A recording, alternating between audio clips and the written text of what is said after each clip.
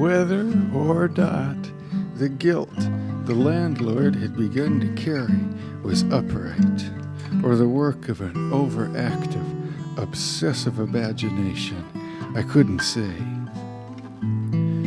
And as he stood in front of his patinaed property, sandals sunk in uncut grass, pockets absolutely full of coinage, I couldn't tell if his plan to make amends for his guilt would add up.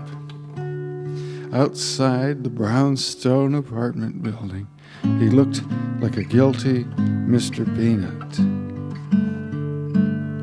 And if you were to watch the activities of the landlord from week to week, you would notice that his guilt is more or less scheduled, not circumstantial, due to how amorphous his behavior is. In this case, his guilt compelled him to walk down to the U.S. Mint, where he exercised every loaf of influence he had left in order to put a new coin in circulation for his tenants.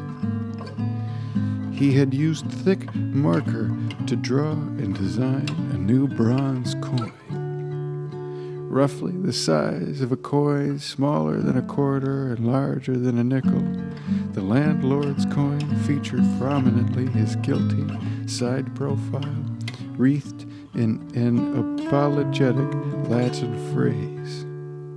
Hot to the touch, the landlord collected 2 heaping handfuls of the new currency and placed them in a jar beside the washing machines and dryers that lined his building's laundry room. Had the apologetic coins worked to power the laundry machines, they might have been more warmly received by the tenants. But the appliances were strictly card-operated. The new coins could not be used to buy anything locally and were therefore ignored. The landlord watched the jar of coins through the window, still feeling the pang of guilt he had tried to stamp out. He drove away from the scene unresolved. Later on, Rosie stumbled upon the neglected jar while running a load of towels. Wearing a shirt gifted to her from the Animal Humane Society, living alone with a burgeoning interest in solar panels, Rosie happened to be the only person on the block with an eye for the landlord's coins. She took them upstairs where they would sit on the windowsill. One afternoon, she went looking for a shop that would accept her sorry coins. Rosie followed Main Street to the outskirts of town, her spare change getting turned down by the proprietors of bakeries, banks, thrift stores, and concert halls alike. It was only when she reached the dilapidated newspaper vending machine and automatic coffee dispenser, fixtures that branched out wildly from unscrutinized, trickling neighborhoods, that she found goods relaxed enough to be purchased by undefined money. A newspaper and an instant coffee cost 1 landlord coin each.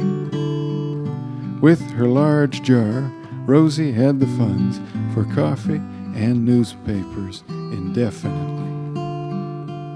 Always resourceful, Rosie tackled the pursuit of dreams only as they became possible. Instant coffee in hand, Rosie rolled the daily newspaper into a funnel. It would serve as a microphone and amplifier. The bench where she sat doubled as a desk and a desk chair. Her coffee was parked on the sun-bleached bench as if the bench were a coaster perched on an elaborate control station. Newspaper to her mouth like a bugle, seated comfortably, she began her first broadcast, an introspective soliloquy on solar panels, sponsored in full and made possible by the guilty landlord and his coin.